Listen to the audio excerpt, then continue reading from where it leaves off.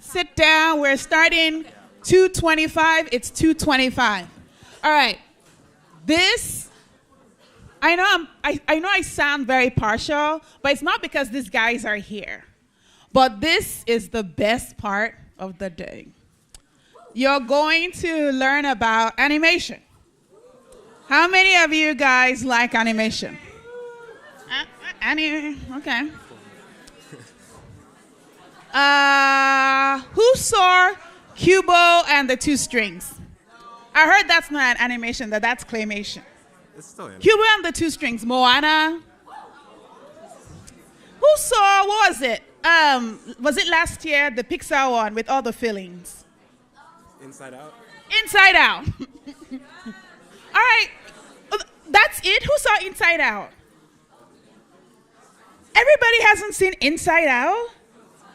I've cried like multiple times, guys. You owe it to yourself. If you live in the Bay Area, you have to see every Pixar movie that comes out, except Cars. You don't have to see Cars. I hate Cars. I've never seen Cars. I can't see Cars. Everyone shits on Cars. The thing has a bad tooth. I can't. All right, don't tell my son this. I have a 10-year-old son, and I've owned several DVDs of Toy Story. I have never sat down and actually watched the thing. In all these 15 years, I have not even made it through the first Toy Story. For some reason, I just lose interest. My favorite Pixar movie is, can anybody guess what my favorite Pixar movie is?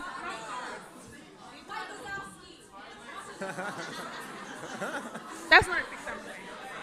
It's The Incredibles. The Incredibles, it's absolutely the best Pixar movie of all times. You have Mr. Incredible, Elastigirl, you have Syndrome, you have Frozone. The Incredibles is the best Pixar movie of all time. I challenge you to challenge me on that, and they'll have a second Incredibles. But anyway, listen to these guys. Don't let me battle you on that. They're going to have an Incredibles 2 within the next 2 or 3 years. I have it on strong faith. It's coming. And there's another Toy Story. I don't know why you need another Toy Story. Toy Story Live in the Dumpster? I don't know. You guys go. Hi, everyone.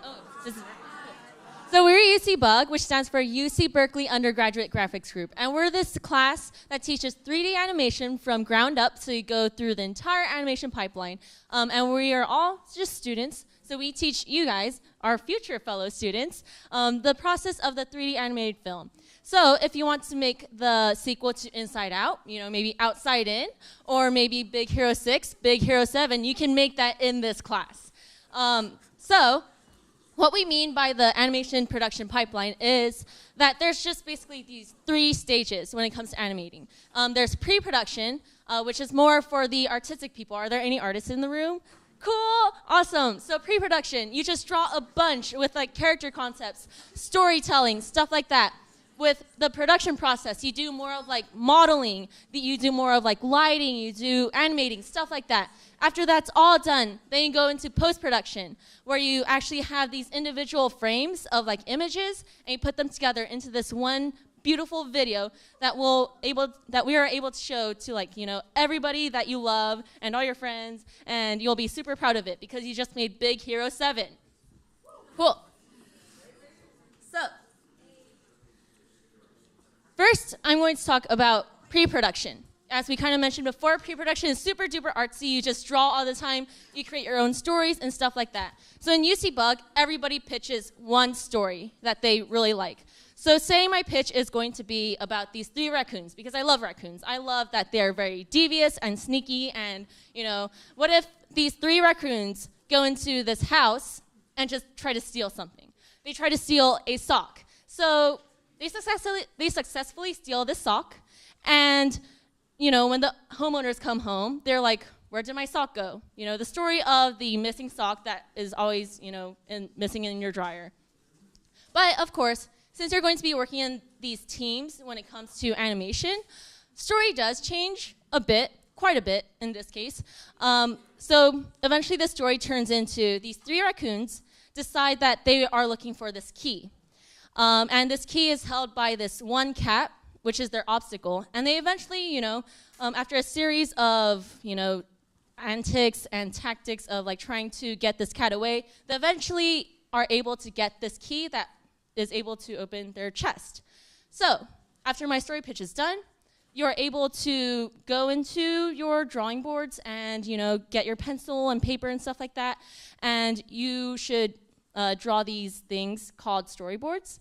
Basically, these are these really important drawings that turn your verbal story into drawings, because animation is a very visual medium, so you would want to see how it looks in the 2D space. So after you have your keyframes done, all your storyboards are done, then you'll want to put that into a video format, because animation is in video. And kind of like see how the timing works out. You would want a faster timing maybe if you want some joke to land, or slower timing if it's a sad thing. But here we have the animatic for what's called Bandits. And without further ado,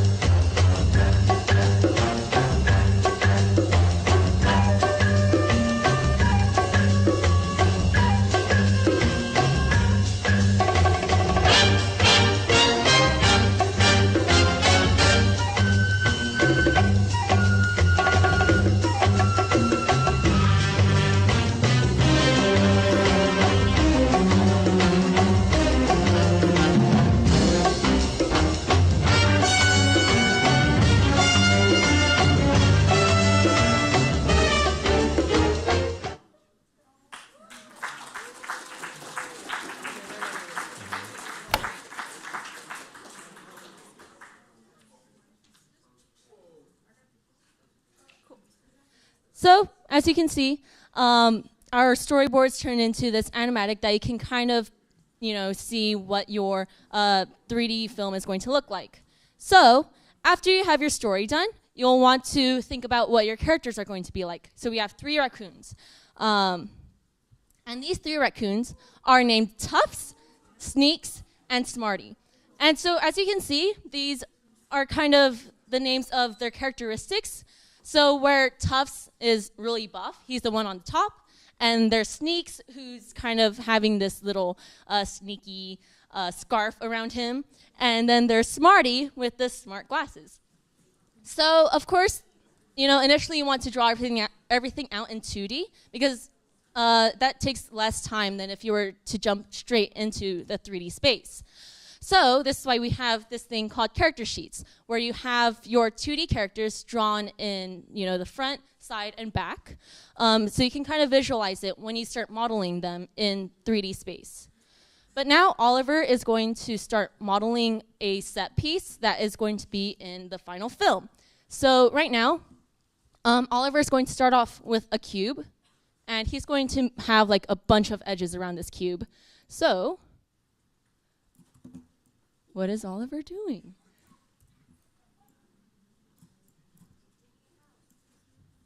So right now he's just selecting the different faces that's on top of the cube, and he's going to do this thing called extruding it. So as you can see, Oliver is slowly building this set of stairs that's going to be in the film, because in this one part of the film, the raccoons just like run around this set of staircases, and it's really cool. So now, so here's a set of stairs made by Oliver. Cool.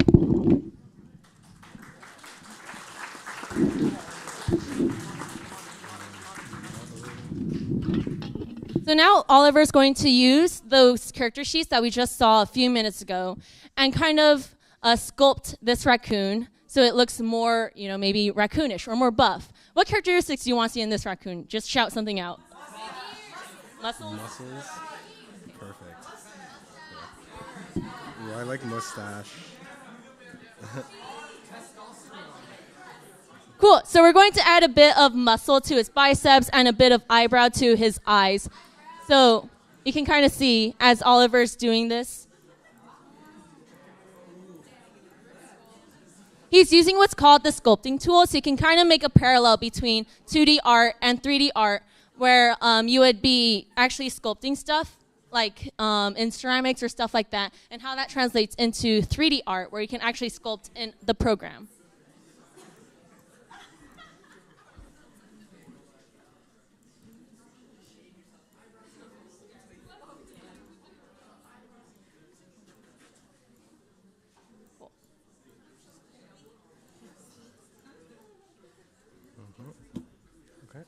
So now our raccoon looks really tough and really sneaky.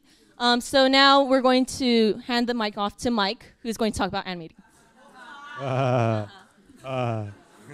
Hey, so we're going to start talking about animation. So this is the part of the pipeline where we actually get to move stuff around. So the part of the pipeline we're kind of skipping over is called rigging. And in rigging, we actually attach a skeleton inside the model. And so you move the skeleton, and that in turn moves the model with it. So what we're going to do now is we're going to start animating. And so the way film works is that you have a bunch of images in really quick succession. So in film, we have 24 frames in a second. So in other words, we have 24 images in a second. These images are just moving by really, really quickly, and that creates a sense of motion. So now we're going to animate. Does this thing work? Yes. Thank God. Okay, cool. So what we want to do is we want to animate a wave on this guy. So we're just going to go here. So you see here we have a bunch of these blue circles around the raccoon. And so these blue circles are called controllers. And so we can move the controllers in order to move parts of the model. So I can grab this guy and I can move him up.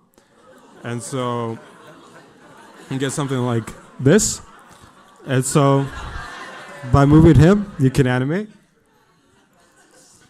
So in order to kind of animate a wave, first thing we have to generate enough torque on the body to where to make it believable that he's going to be able to get his paw off the ground. So first thing we're going to do is we're going to go to frame 1. And we're going to say, okay, so maybe in half a second, so at frame 12, I'm going to rotate this guy in this direction. So you get something like this. And so when we hit the play button, you get him moving between those two poses. So you can kind of think of this as 2D animation, where these are two different drawings, and then the computer kind of interpolates between those two drawings to create motion for you. So now we're going to move the paw. So going to say at frame 1, you're still on the ground. Then somewhere around here, we're going to move the paw up into the air. So we get something that looks like this. Get ready for a wave here. So now when we hit the play button, we get something that looks like this, where he's just moving his hand up into the air. And then frame. So we get something that looks like this. And so then if we want to make him wave, all we have to do is we have to rotate the wrists. So we'll go here. Then we'll go here. And so now when we hit the play button, we get him waving. So there you go. So now Oliver's going to do a small demo on texturing, which is kind of like adding these colors, these materials onto the gray objects. So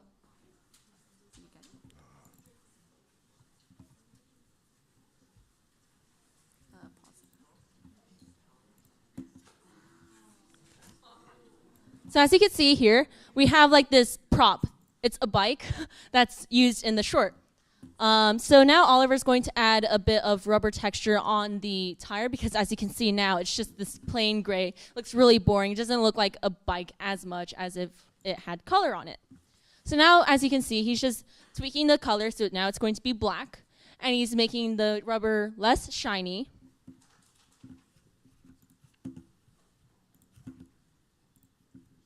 And adding a little metallic rim around the wheel.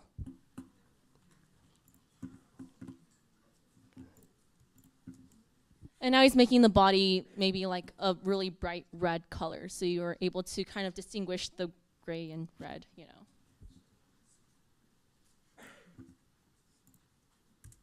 Cool.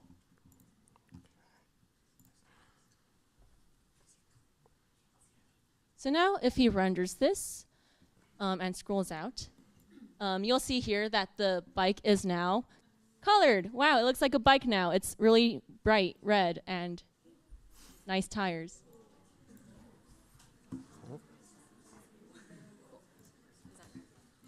So now Arthur's going to talk a bit more about lighting. Oh, yeah. You want to talk, right? Yeah. All right, so the lighting is kind of like a part that we can usually overlook in a film because nobody really pays attention to it, but it's really important, especially in computer graphics film.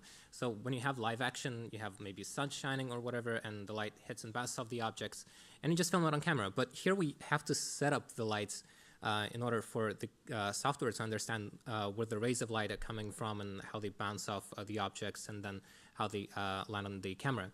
So this is the first reason why we have to have the lights. And what we're going to do now is, where's the outliner? Oh, here, okay.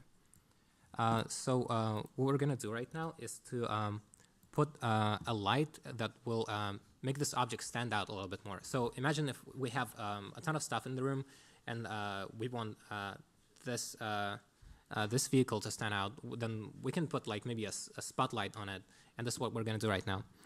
So we're going to go to a menu where we add the lights, and we set the type of this light to a spotlight, and we're going to make the color for this light a little bit nicer, not just like plain white light, but something like this. And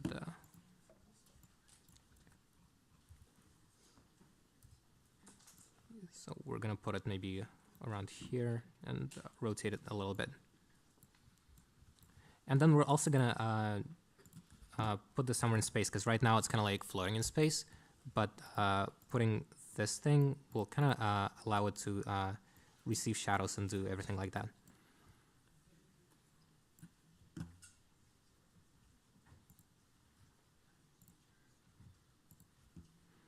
Okay, so let's test this out, how this looks.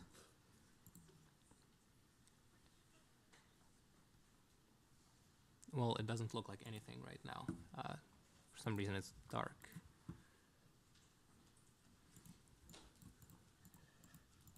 Okay, I'm just going to put the...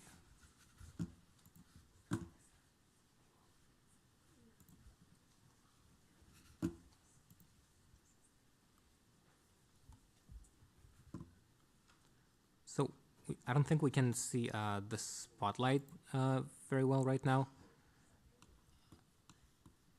But with a little bit of tweaking, the shadows below this vehicle will stand a little bit more, and you can make the lighting look really good if you put some more time into this.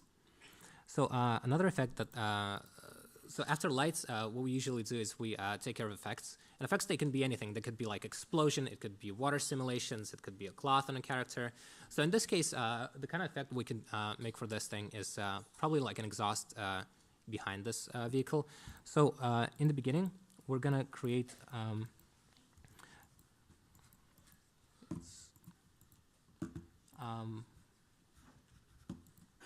a container within which the effects are, let's say, allowed to exist and are allowed to simulate.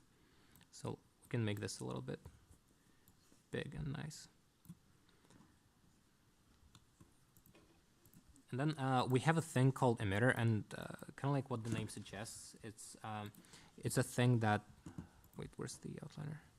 Just go to Windows. Okay, so this thing called emitter, kind of like, as the name suggests, is something that the fumes will come from. So we're gonna place it at the back of the of this vehicle. And now we're gonna go to the attribute settings for this and added some certain emission.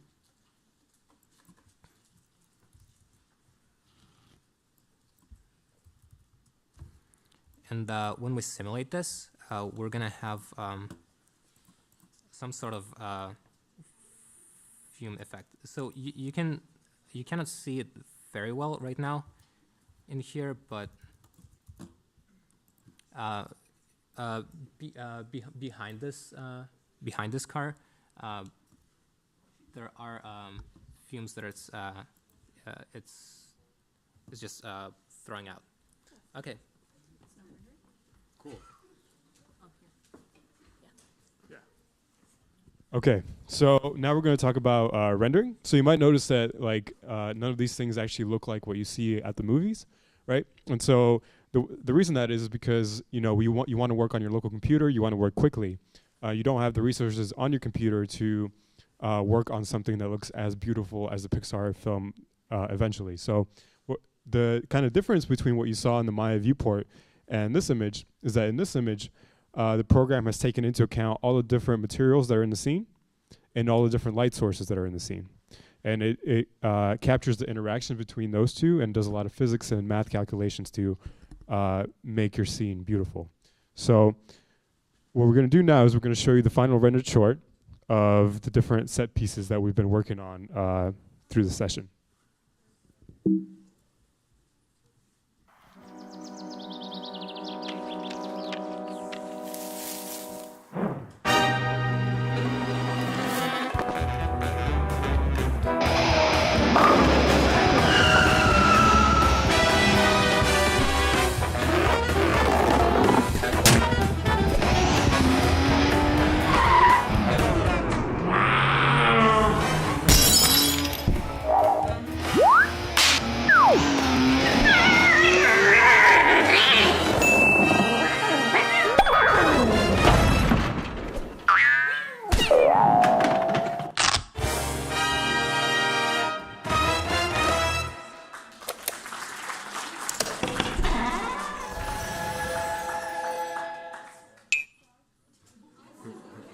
So thanks, everyone. Hopefully you got a little glimpse of what the animation pipeline looks like.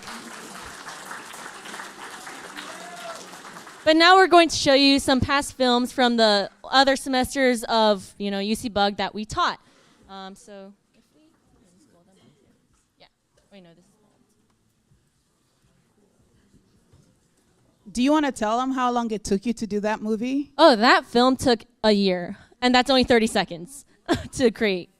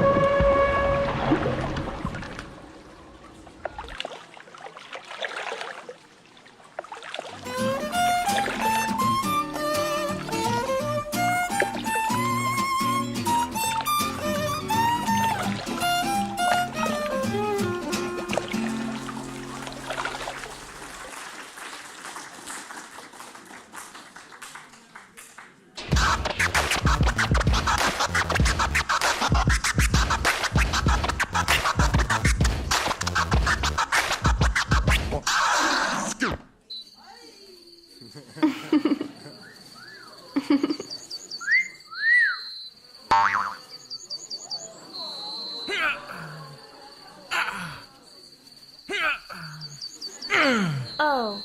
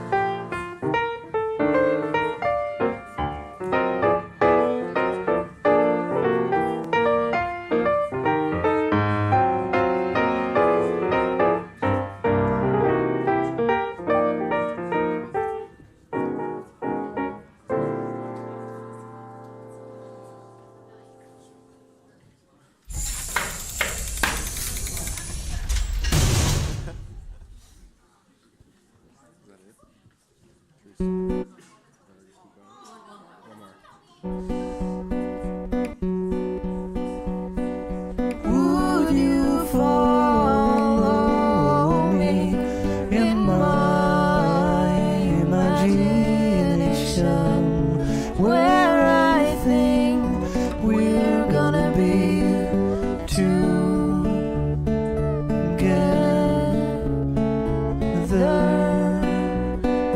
forever?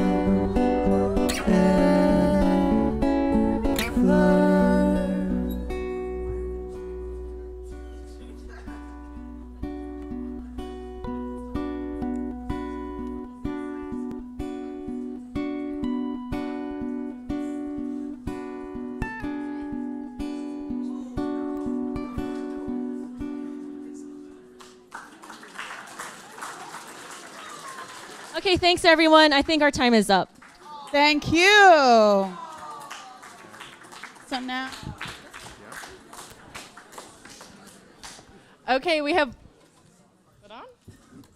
is it on? I have to hold it. Not experience. Our last thing for the day is evaluations. Thank you so much for joining us. We are going to pass them out to you with pencils. And when you have completed them, we will exchange them for a snazzy UC Berkeley folder. Free stuff. Can we get one more round of applause for our amazing MC this afternoon? Thank you, Emoju.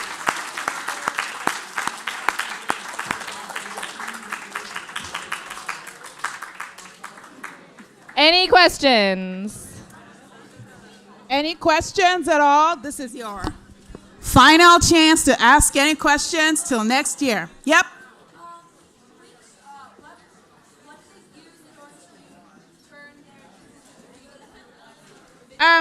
The software that we're using is called Maya. Maya. God, I didn't know the answer. Any other questions? Thank you for coming to. Oh, question.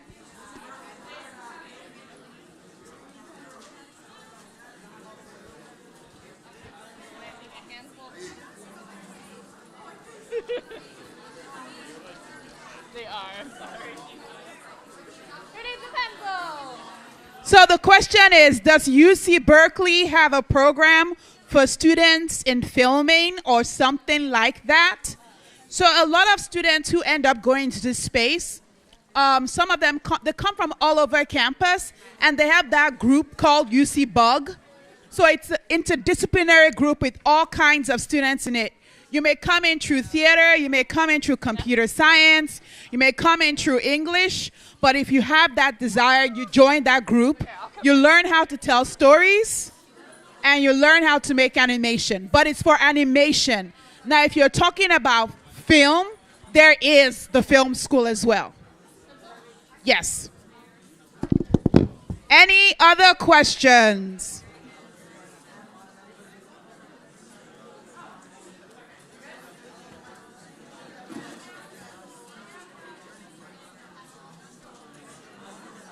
Thank you for visiting with us this CS Ed Day.